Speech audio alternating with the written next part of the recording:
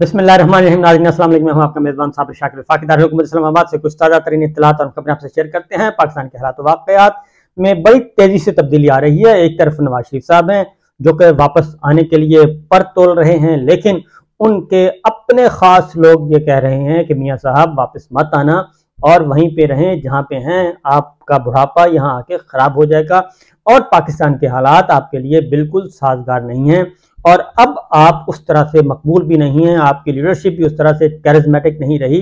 आपके भाई ने बहुत सारी गलतियां की हैं और उन गलतियों का खमियाजा जो है वो आपको भुगतना पड़ रहा है। आपने जो उनको वजीर आजम बनाया था तो उस वजारत उज़्मा के दौरान उन्होंने वो कुछ कर गए हैं कि जो हम इतने सालों में अपनी कोताहियां करके भी ये सब कुछ नहीं कर सके, जो उन्होंने 14-15 महीनों में करके दिखा दिया। इसलिए आप तशरीफ मत लाएं।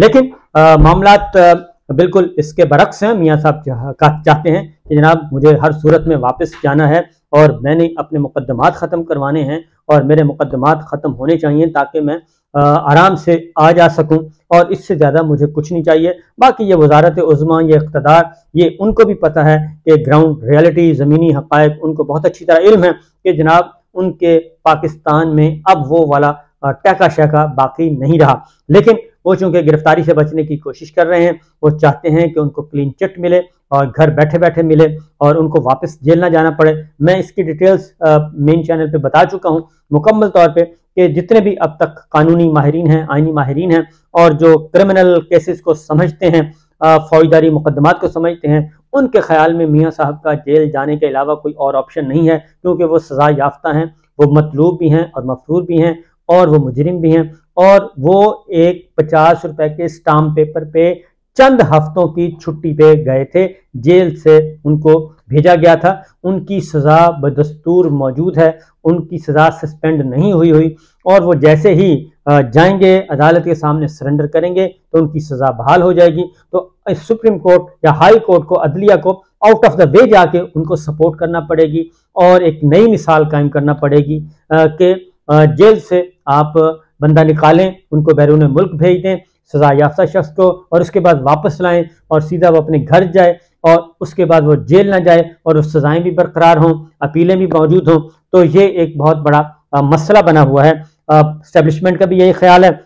मियाँ साहब को समझाने की कोशिश कर रहे हैं कि हम आपको सपोर्ट नहीं कर सकते। अगर हम ज़रूरत से ज़्यादा सपोर्ट करेंगे तो आपकी भी तस्वीर ख़राब होगी, हमारी भी तस्वीर ख़राब होगी और इसका सारे का सारा फ़ायदा पाकिस्तान तहरीक इंसाफ के चेयरमैन इमरान खान को होगा और पाकिस्तान तहरीक इंसाफ को होगा। और हम कैसे कंट्रोल करेंगे और आलमी प्रेशर भी बढ़ेगा कि जनाब आप ये कौन सा साफ शफाफ इलेक्शन करवा रहे हैं कि आपने जेल से निकाला बंदा बाहर लेके, बाहर से निकाल के और उसको इलेक्शन के लिए आप तैयार करके ले आए हैं। लेकिन दूसरी जानिब एक इमरान खान साहब हैं, वो उसको मुसलसल उनको टीके लगाए जा रहे हैं और उनकी पार्टी को ख़त्म करने की कोशिश की जा रही है। तो ये कैसा इलेक्शन है साफ शफाफ? तो बहरहाल ये सिचुएशन बड़ी दिलचस्प है और देखते हैं कि क्या होता है। और लंदन में बहुत बड़ी बड़ी बैठकें हो रही हैं।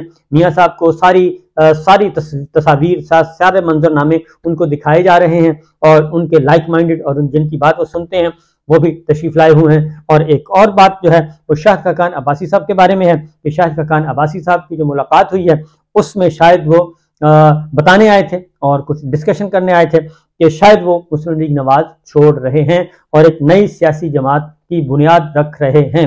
ये उन्होंने मियाँ साहब को बताया है और इत्तलात के मुताबिक अब देखते हैं कि उन्होंने जुमे को वापस जाना है पाकिस्तान और उसके बाद फिर अनाउंसमेंट करनी है। और ये बात मुस्तफ़ा नवाज खोखर साहब भी बता चुके हैं, मिफ्ता इस्माइल साहब भी बता चुके हैं और उसमें बहुत सारे नए लोग भी तशरीफ़ लाएंगे जो इस वक्त किसी सियासी जमात में नहीं है। हो सकता है वो सारे के सारे उस सियासी जमात में आ जाएं। तो एक दिलचस्प खेल मौजूद है। लेकिन जो सबसे बड़ी खबर है वो है उस्मान डार साहब का। डिटेल में बता चुका हूँ मेन चैनल पे।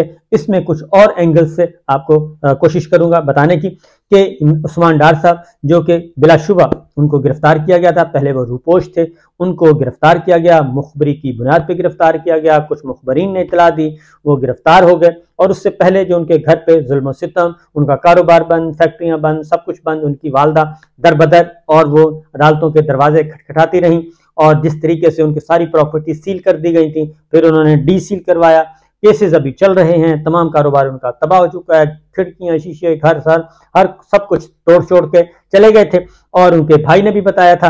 तो ये मामला सारा अपनी जगह मौजूद है। 24 घंटे से सोशल मीडिया पे 48 घंटे ये चल रहा था कि उनके उस्मान डार साहब को अगवा से पहले तशद्दुद किया गया, गिरफ्तारी से पहले मारा गया, पीटा गया, और उनके ड्राइवर ने बताया, उनके जो बाकी लोग थे उनके साथ गिरफ्तार हुए थे उन्होंने बताया। ये सारी बातें आ रही थी और ब्रिगेडियर हाजिर साहब ने ये बात तस्लीम कर ली थी कि जो कि होम मिनिस्टर हैं कि उस्मान डार के खिलाफ FIR थी, इसलिए उनको गिरफ्तार किया गया था। कल मुकदमा दर्ज करने का हुक्म भी सिंध हाई कोर्ट ने दे दिया था उनके अगवा का। तो आज वो नजर आए और जिस तरीके से आए तो वो एक मौजूद है, क्योंकि 9 मई के हवाले से कोई वादा माफ गवाह बनाने की कोशिश की जा रही थी जो अभी तक नहीं मिले, और वो अचानक हिरासत से बाहर निकले। बाहर निकल के वो जनाब कामरान शाहिद साहब, हमारे दोस्त, उनके ड्राइंग रूम में पहुंच गए और किसी को कानो कान तक खबर भी ना हुई। और ड्राइंग रूम में जाके जिस तरीके से पहले कैमरे लगे हुए थे, और हालांकि ड्राइंग रूम में बंदा जाता है, आराम से मिलता है, लेकिन ड्राइंग रूम में उनको कहा गया कि नहीं, आपने दौड़ के आना है, और दौड़ के ऐसे आना है जैसे पता चलता है कि कोई मॉडलिंग हो रही है। और जैसे हमारे एंकर्स दोस्त जो हैं, खासतौर पे शोबिस के लोग, वो आते हैं दौड़ दौड़ लगाते हुए, तो उस तरह से ये सारा एक सीन क्रिएट करवाया गया, एक मंजरनामा पेश किया गया। तो बताने का मकसद ये था कि जनाब उस्मान डार साहब बिल्कुल फिट हैं, जबकि उनकी सारी गुफ्तगू मौजूद है, उनकी प्रेस कॉन्फ्रेंस मौजूद हैं, और उस्मान डार साहब बहुत बड़ा खतरा थे। किसके लिए? ख्वाजा आसिफ साहब के लिए। और ख्वाजा आसिफ साहब ये इलेक्शन जीत नहीं सकते सियालकोट से, और वो अपना आखिरी इनिंग्स उनकी है, आखिरी इनिंग्स, अगला इलेक्शन जो है वो खेलने वाले हैं, क्योंकि वो इस वक्त बहुत ज़्यादा डील करने वाले वो थे। मियाँ साहब को मामला तय करवाने वाले थे, बाजवा साहब के बहुत क्लोज थे, उनके ससुर के बहुत करीब क्लोज थे, उन्होंने ही जितवाया था, इलेक्शन तब्दील हुआ था, सब कुछ हुआ था, ये सारा रिकॉर्ड पे है। तो उनके लिए ये सारा सामान किया गया। लेकिन उस्मान डार साहब ने एक और काम किया है। उस्मान डार साहब की वालदा जो है वो अपीलें करती रहीं, तो उस्मान डार साहब की बात जो है वो उन्होंने, उसकी वालदा ने बता दी कि उनके साथ हुआ क्या है और फिर मजीद आगे क्या होना है। जरा सुन लें पहले उस्मान डार साहब की वालदा क्या कहती हैं, फिर हम आगे बढ़ते हैं कुछ और खबरों की तरफ। बिस्मिल्लाहिर्रहमानिर्रहीम। ख्वाजा साहब, मेरी बात गौर से सुन लो। जो तुम चाहते थे वो तुमने उस्मान डार को गन पॉइंट पे रखकर अपने मकसद को पूरा किया है। सियासत उस्मान डार ने छोड़ी है, उसकी वालदा ने नहीं। अब तेरा मुकाबला मैं करूंगी सियासत में, और मेरा चैलेंज है तुम्हें कि तुम मैदान में आओ और देखो कि तुम्हारे शेर का मैं क्या असर करती हूँ। तुमने जो तुम चाहते थे वो तूने तो कर दिया। मेरा पहले भी वीडियो पे नाम था कि मैं राहा के साथ डटी हुई हूँ और डटी रहूंगी। सियासत मैंने नहीं छोड़ी। अब मैदान में आओ तो देखो क्या होता है।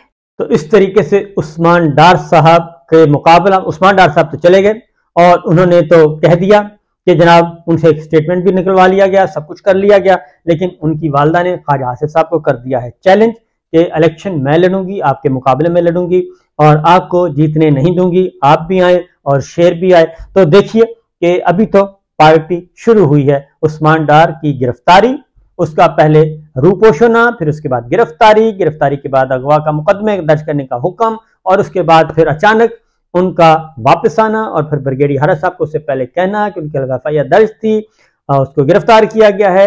ये इतने तजादात और सब कुछ होने के बावजूद अब उनकी वालदा, उन्होंने कहा जी पार्टी तो अब शुरू हुई है। अगर आप ये समझते हैं कि ख्वाजा आसिफ साहब को इलेक्शन इस तरीके से वो जीत सकते हैं, तो उन्होंने कहा ये नहीं होगा। तो इसमें कौन कौन मुलव्वस है जी? क्योंकि ख्वाजा आसिफ साहब, आपको पता है कि इस वक्त जो हमारी निगरान हुकूमत है पंजाब की, जो इस वक्त हमारी फेडरल गवर्नमेंट है, वो भी शहबाज साहब की एक्सटेंशन है, मुस्लिम लीग नवाज की, और सरफराज बुगटी साहब जो हैं वो भी आपको मालूम है। तो बाप और PMLN और नवाज शरीफ साहब आपस में बहुत ज़रा गठजोड़ इनका चल रहा है। तो देखते हैं कि क्या होता है। तो ये उस्मान डार साहब। दूसरी जानिब साइफर का मामला था, और साइफर के मामले में भी जो हेयरिंग हुई, पहले दिन कामयाबी हासिल नहीं हो सकी, क्योंकि इनका ख्याल था कि बंद कमरे में, जेल में माहौल ऐसा क्रिएट किया जाएगा खौफनाक किस्म का, और वहां पे इमरान खान साहब को और शाह महमूद कुरैशी साहब को पिंजरे में रखा गया, जेल की सलाखों के अंदर सलाखें, और अंदर एक पूरा माहौल क्रिएट किया गया था। और ऐसे सीन क्रिएट हो रहा था जैसे हम फिल्मों में देखते हैं, जहाँ पे फौजी ट्रायल किया जाता है और एक मेज, एक कुर्सी और पिंजरे में लाया जाता है। तो ये सारी की सारी वहां पे माहौल क्रिएट किया गया था और ख्याल यही था कि कल ही ये ट्रायल शुरू हो जाएगा और चंद दिनों में ये मामला खत्म हो जाएगा। लेकिन इमरान खान साहब ने जेल के अंदर से जो पैगामात भिजवा दिए हैं, उन्होंने ये बता दिया है कि जनाब नहीं, मैं किसी से कोई डील विल नहीं करूंगा, ना ही मेरे साथ किसी का राब्ता है, और ये बाहर जितनी भी खबरें हैं वो सारी की सारी डिसइंफॉर्मेशन है।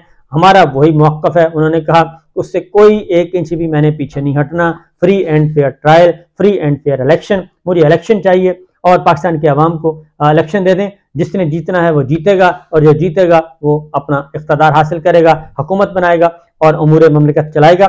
लेकिन ये नहीं हो सकता। हाँ, उन्होंने कहा कि साइफर में मुझे फंसाने की कोशिश की जा रही है, जबकि साइफर या ऑफिशियल सीक्रेट होता है यहाँ से कोई कौमी राज बाहर मुंतकिल किया जाए।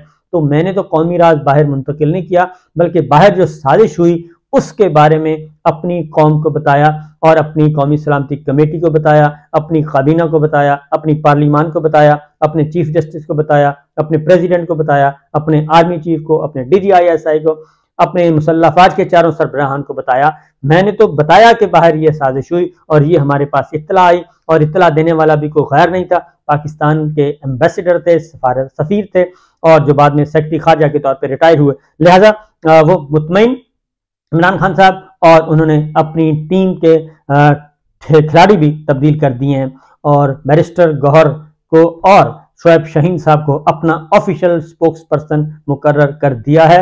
बाकी तमाम ऑफ स्पोक्स पर्सन खत्म और अब ये 2 मैदान में उतारे हैं और ये है सिलसिला और ये सूरत हाल। तो देखिए आगे आगे होता है क्या। इजाजत दीजिए, अल्लाह हाफिज।